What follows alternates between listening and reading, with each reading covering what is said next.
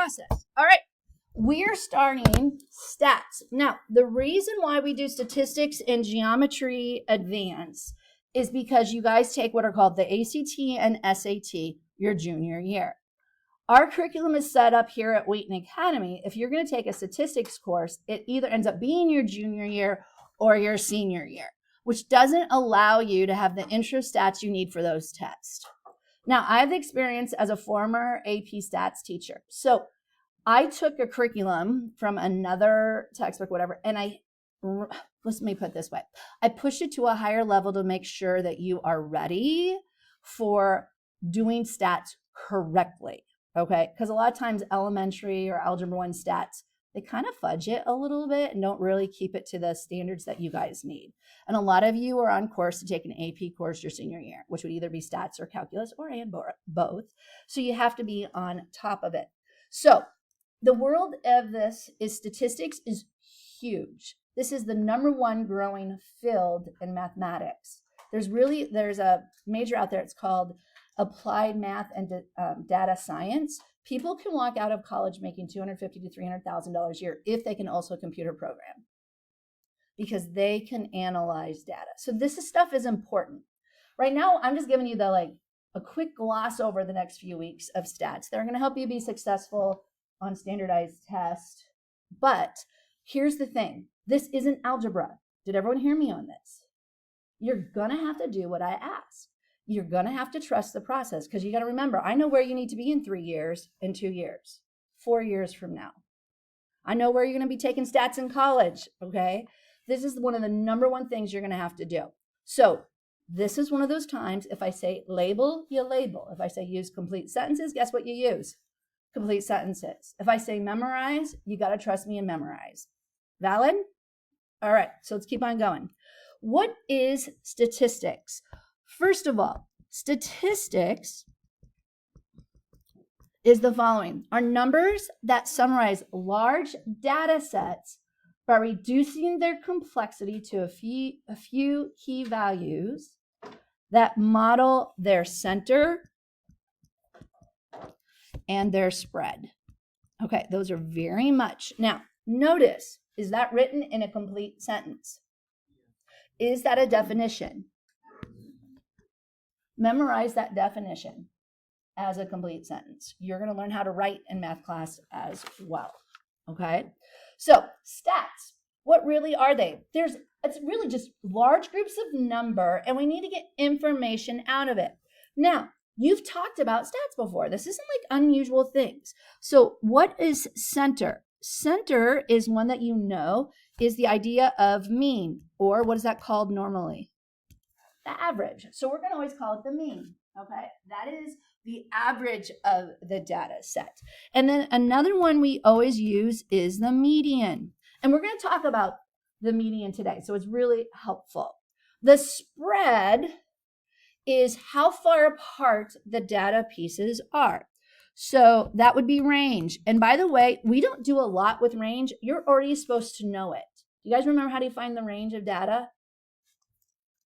It's the max minus what? Min. Okay, so you're supposed to know that one. I'm not supposed to have to teach it to you. Okay, so I make an assumption, probably not good, that you already knew that. So that's the largest piece of data subtracting the smallest piece of data. Then we have what's called the IQR. You're going to learn what that means. That's called the interquartile range. It's another one. It measures the middle 50% of the data. And then there's one that no one likes because it's hard to understand, even in like an AP stats course, that's called standard deviation. We are going to get to all of those. Here's the cool part. You're going to learn to do all of it on a calculator to save yourself time, because it just takes time to do this stuff by hand. So calculators are going to be your friend. That's why I sent out the list over a week before school starts, so you can have your calculator in order to do it, because it saves time. Okay, so we have a lot of other stuff that we know, and you should already know it. All right, the average of the set of numbers, we call that the what? Mean. On a calculator. Are you ready? This is the symbol that's going to mean mean. It's called X bar. X bar means average. Is your life forever changed? Yes, it is. But you should know, you just add all the data up and then divide by the number of data pieces. It's as simple as that. Now, the next one is, it's called the following, the middle of a sorted list of numbers. What is that called? You guys remember? It is called the median. It's a fancy way of saying this, but the median is found in a list. It also has this symbol here, and that's Q2. Okay, it's not Q2. If you tell me it's Q2, I'll look at you and go, huh? Okay, that's just the shortened view for, this is called quartile 2. Okay, so the median is also known as quartile 2. It is if you list the numbers, list in order, you're going to go smallest to largest. And they're going to say what number lands in the middle. And it's different from when you have even number or you have odd number, what you do. But that is called your median. So you have to be really good at putting numbers in order. I think you guys are good at that already.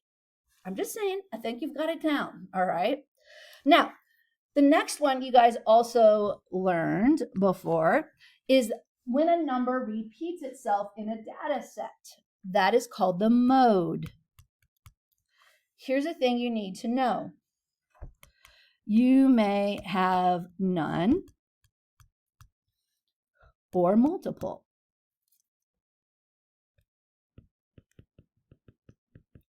Have you ever heard, oh, that's their mode of operation? That means it's what you always do. It's what you repeat. Like mode of operation, I will call you scholars. You'll get used to it. You're learning, so you're scholars. Forced, but you know you're learning. So it's my mode of operation. All right. Now, other things you should know. What's the highest value in a set of numbers? That's just our what? Maximum. And I'm going to use max to be my abbreviation for that to make our lives simple. The lowest number is always your minimum. And if you list in order, wouldn't you be able to pull that out really quick? So listing in order is very helpful. And guys, I do not want to waste time writing things out. So max and min is literally how you're going to see me work with this. Now, there's some new terms that you probably have never heard before. We're now joining a new stuff. We actually can have medians after we have a median, okay? And this will not make sense until we do it. Are you guys with me on this? So just know, write it down, and then it's going to make sense. Trust me on this. But the first thing you need to know is the following. There is a middle value, a middle data piece between the minimum and the median of a set of numbers. This is called quartile 1. Let's do it this way. Sorry. Better one to use. Lower quartile. It is also known as quartile what? 1. Okay. Lower quartile is what you're going to hear in a proper stats book. We always think quartile 1 because it's Q what? Q1. Okay, what is this? This is the median on the bottom half of the data. What does quarter mean? What does quarter mean? 4. All right. So quartile 1 means 25% of the data is below it. Quartile 2 means 50% of the data is below it. Can anyone guess what quartile 3 would be? 75. No way. Exactly. Are you following me? It's in quarters. So it really just divides up your stuff. So the middle value between the median and the maximum is called upper quartile or quartile 3. So just remember, this means 75% of data below. Lower quartile, 25% of data below. And then quartile 2 would be how much again? 50. See, you guys kind of not. But you think about quartile 2, does that also mean there's 50% above? So you see, it really just divides. It's another way of dividing the data pieces in half. Now, this is an important number, grouping of numbers that we will always use. And the cool part, the reason why I'm not assigning it for homework yet is because I want you to be able to learn to do this. We're going to do by hand today, and then after this, calculator. Oh, yeah. Okay, we'll let it do the work for us. So what this does is it creates for that large group of data a oops, this does not want to do this today for me. Hello.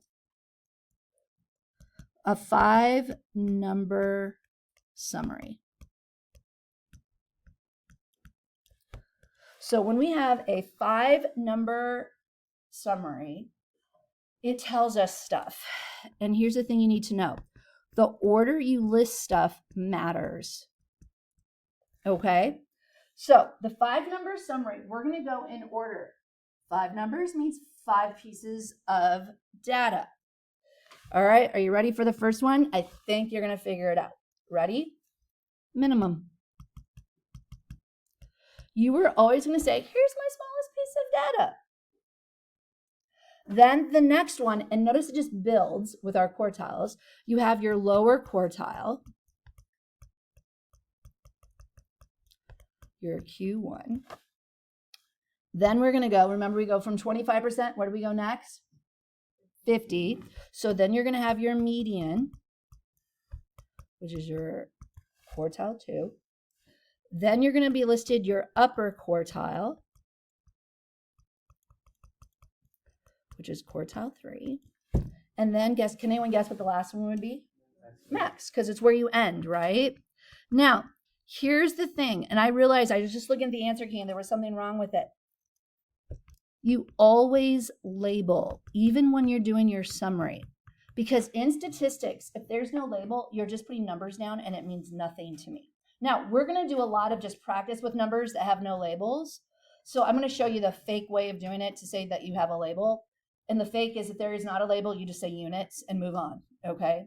But you should always label. We're going to label in geometry. We're going to label in stats because numbers without meaning are meaningless.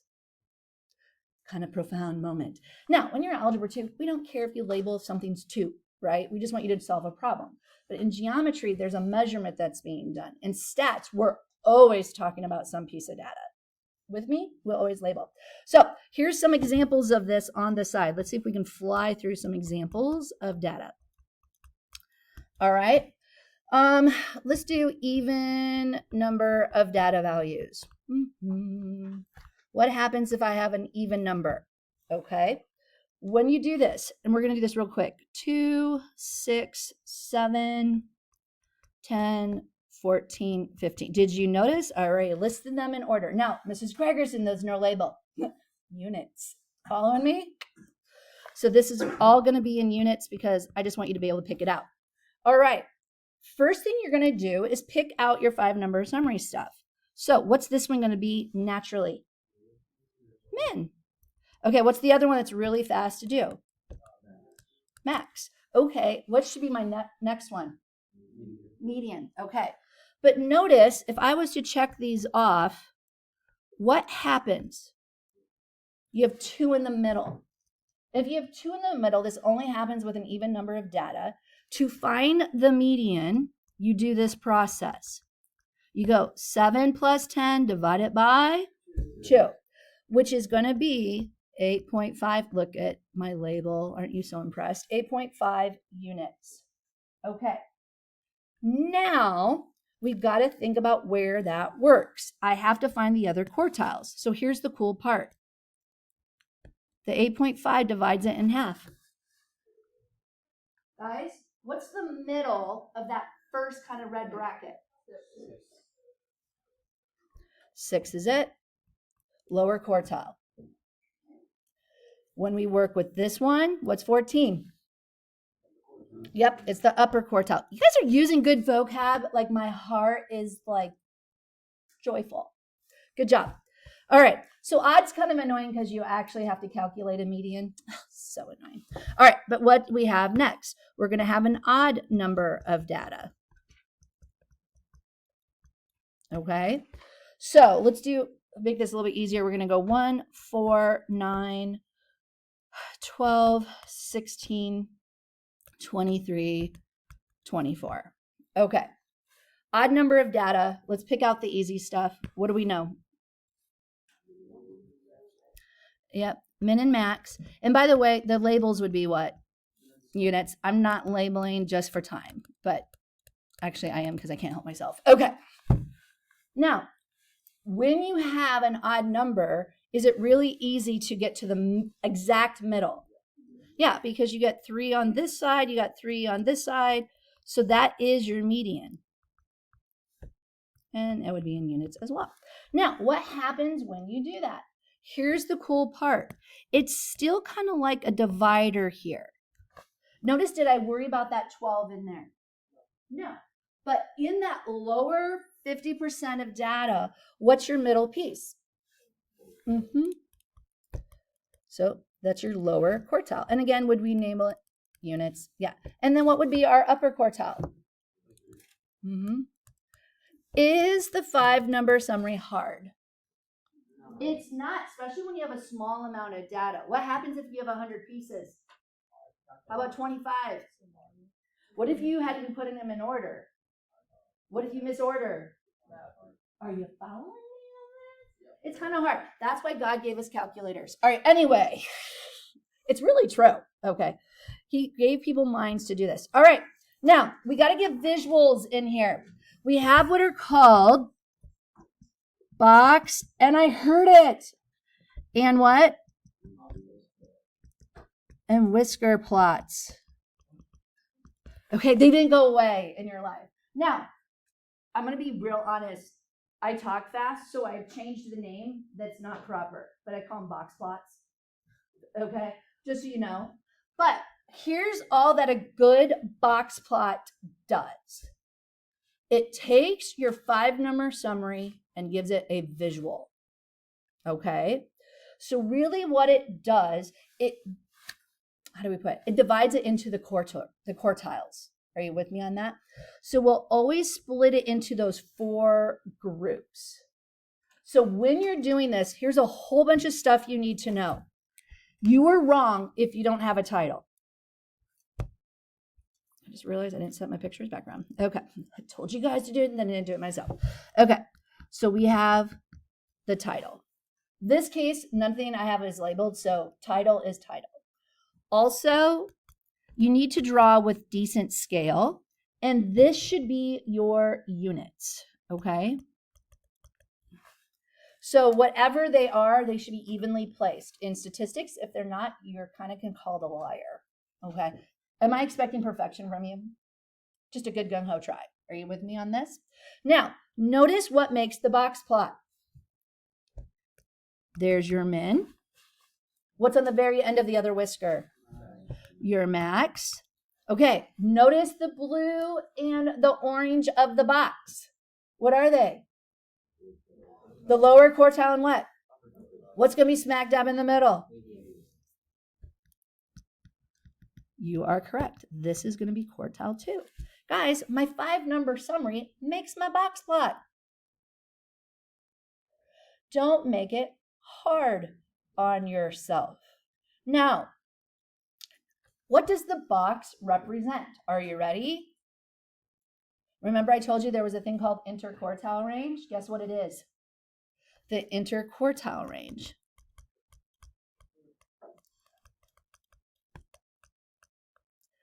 It is known as the IQR. Praise the Lord. Could you see writing that out every single time? Ooh, spelling's hard to read. Sorry, guys. I have horrible handwriting. Don't be afraid to ask if you don't know what a letter is. All right. So interquartile range. Notice we're kind of ignoring the lower 25 and we're ignoring the upper what? 25. We're only talking about the middle. Okay. So when you have, and we're going to put it in here, the interquartile range, it is the difference. That's your IQR. I'm going to do it up here because I don't like it down here. Of your upper quartile minus your lower quartile. It's like a mini range. You know what I mean? It's like going smaller. So interquartile range is always going to be upper minus lower. All right, have I just blown your mind with tons of definitions? But it hasn't gotten really hard yet. Don't let this freak you out if you think it's really hard. Now, we're going to do stuff by hand today that is not a lot of fun, okay?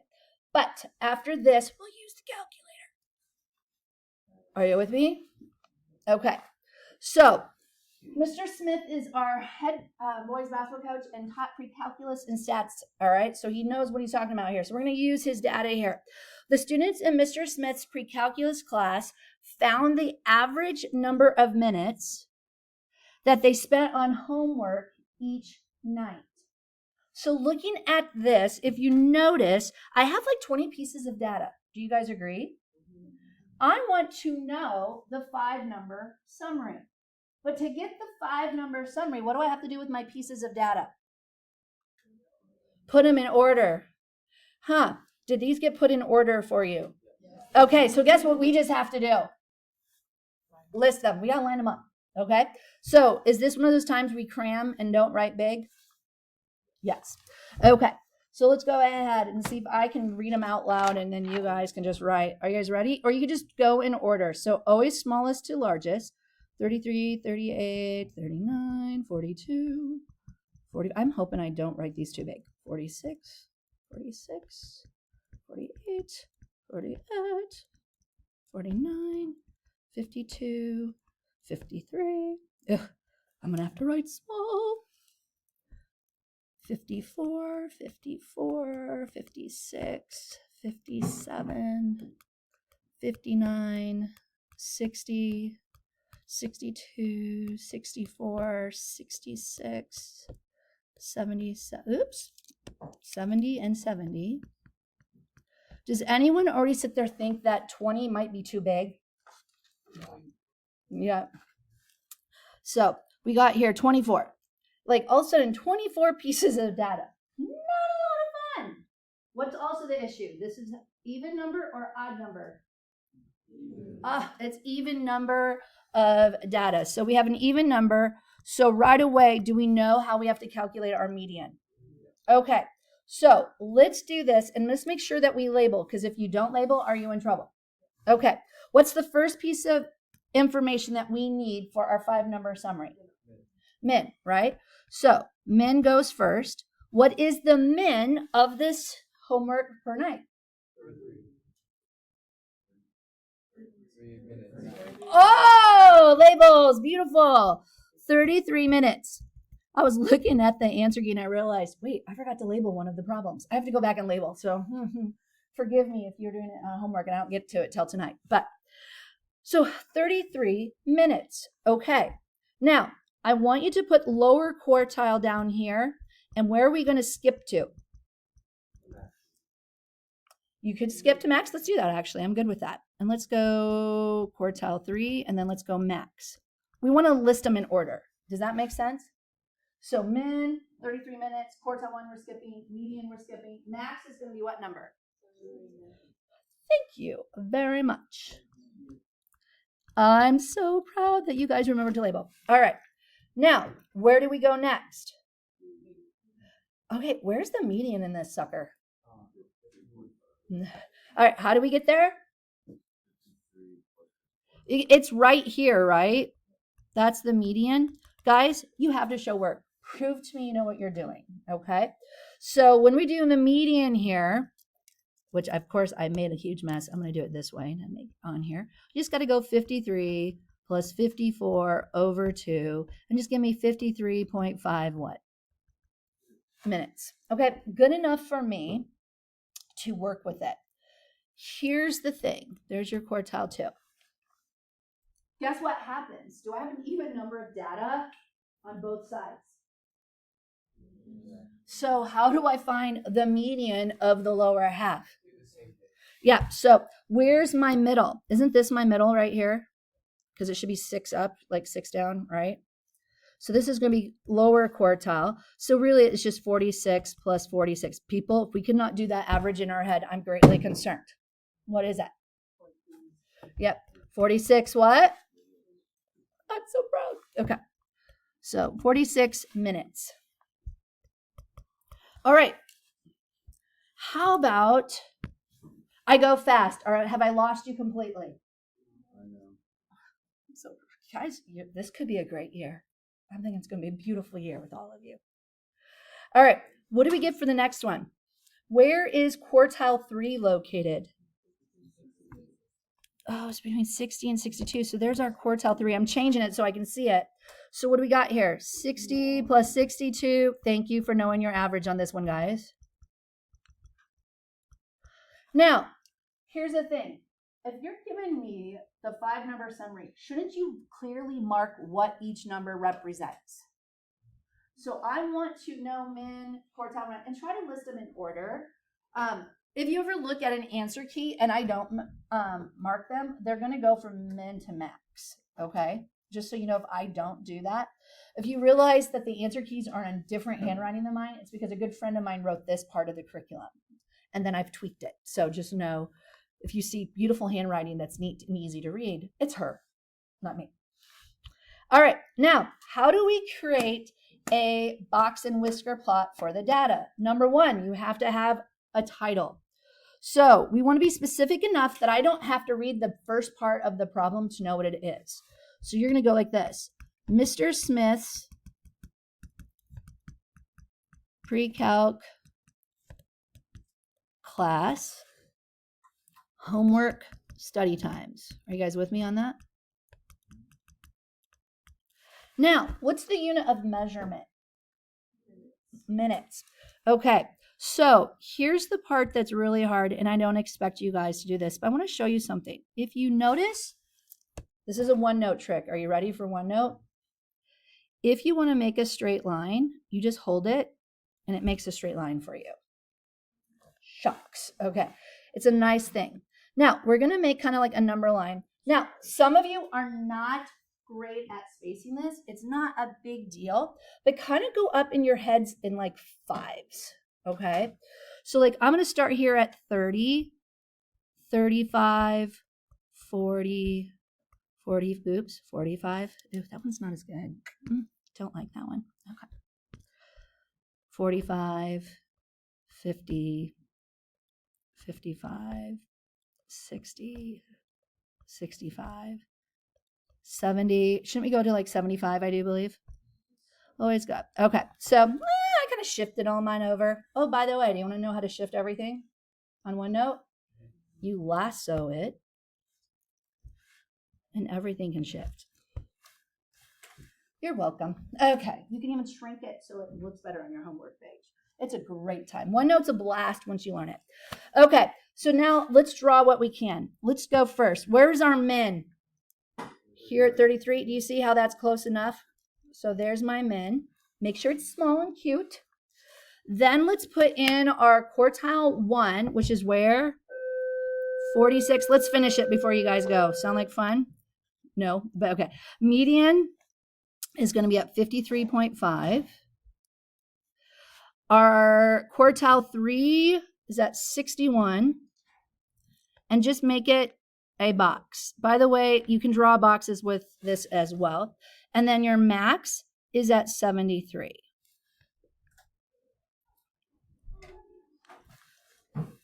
The only thing you need to do yet is to do this. Minutes per what? Night. Okay? So you have a label. Guys, we finished the notes. Good thing. Your only homework is to bring your calculator with you on Thursday, and you're not. Are you good with that? All right. Enjoy. Have a great Connect retreat tomorrow. Man, we just rocked that, girls. Woo! Now run to your next class because I don't want to make you tardy.